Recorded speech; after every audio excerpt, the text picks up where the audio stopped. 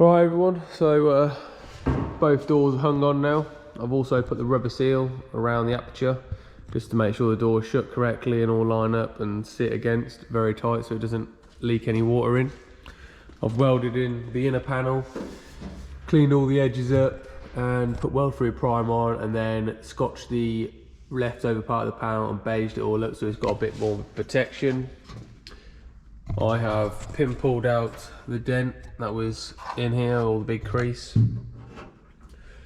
I've also drilled all my plug welds. There's like 93 of them to do. I've bolted down the floor pan so it stays in place. So we're just going to weld that up, grind all the plug welds down and then get the outer panel on. Let's go back to the time lapse.